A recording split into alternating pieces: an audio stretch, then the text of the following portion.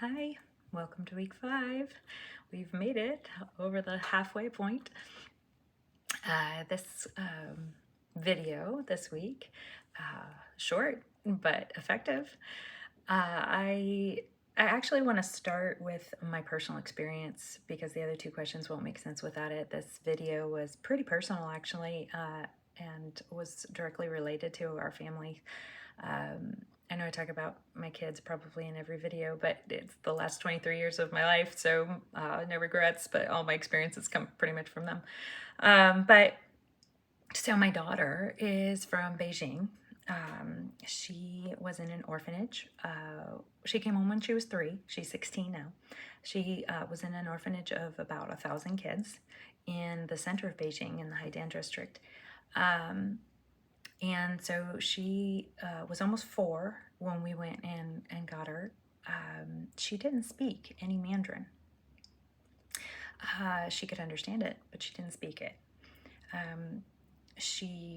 We were there for 3 weeks, my husband and I, and we took my 2 older boys. And by the time we came home, she knew 10 words in English.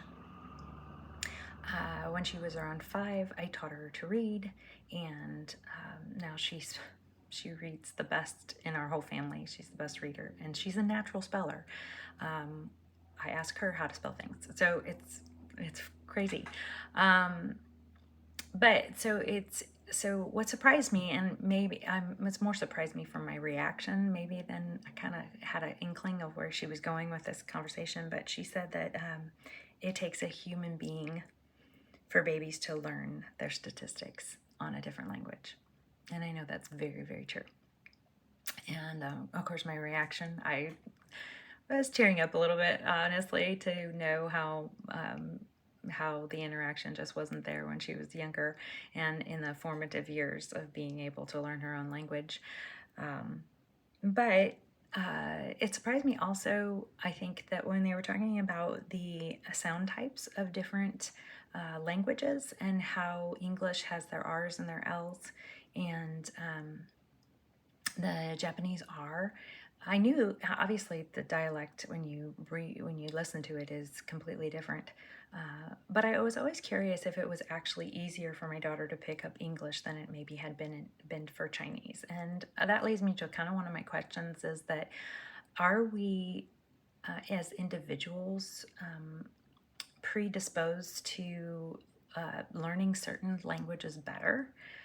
Do we just understand different sound types better? Is that innate or is that cultural? Because for my daughter, it seemed like it was not cultural, that it was actually easier, obviously, given the direct one-on-one interaction that she received after she was home.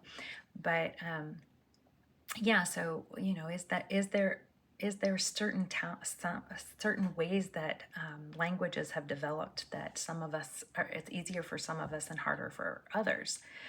And then my other thing that I would really be curious about and love to explore further is the idea that, so now my daughter, she wants to learn Chinese. She wants to learn Mandarin.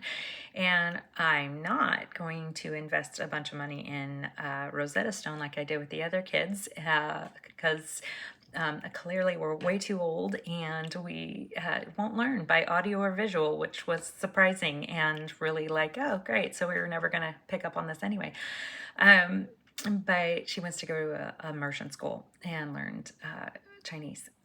Anyway, but I'm curious in that, will she have some sort of subconscious, statistics that she had gained when she was younger?